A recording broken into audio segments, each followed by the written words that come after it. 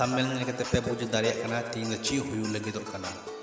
तो निये नासे जुदी हम मौज पे बुझाव खाए तो लाइक शेयर कमेंट दो पे हिंद तबना मी कुड़ा और मी कुड़ी गहिर दुलर दिकिन गबाव कान तहेआ मी दिन कुड़ी बुंगा तलायन खान हाना पुरी रे ᱧᱟᱯᱟᱢ कते कुड़ी कुड़ाई मेताय कना मी क्रिया तहे कना जतो क्रिया तायम रे आमेम ᱧᱟᱯᱟᱢᱟ जतो कुलही शिल्पी दुवर रे मेनखान आम दो चदा उन बेहिरिलम उडुकेना आम गितो बाम तहे कना मी हर इने गो सहान रे इन तयम कोराय मेन किदा हे मी क्रिया तहे कना सनाम क्रिया तायम रे ᱧᱟᱯᱟᱢᱟᱞᱟᱝ कुचुत कुलही दुवर दानांग रे हेमित क्रिया तहे कना सनाम क्रिया तायम रे ᱧᱟᱯᱟᱢᱟᱞᱟᱝ कुचित कुलही दुवर दानांग रे आम गिमा तायम से बाम कोयो रुवर लेदा आर मी गो सहान तहे कना आमा गो सहान तायम रे जुदी दुलड़ की बांग तहे कना तबे ᱧᱮᱞ ᱡᱚᱝ लेका दो चिदा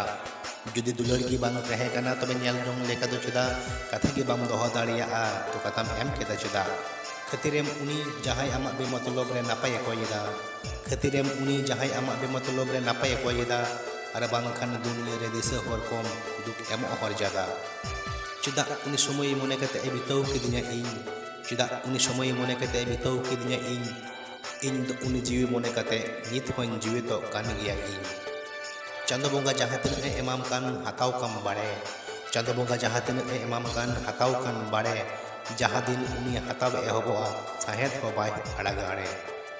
हर कुले इन दो आमी अकय गे अकय रेन दो बांग काना कु अपनारा लगती लगी मी गड़ी को हिजुआ मेनखान दुख सेटर लेन खान अपनार हर हुकु सिኙआ निये जिनिगी दो चिक कना मी दा भुलकाव लेका कना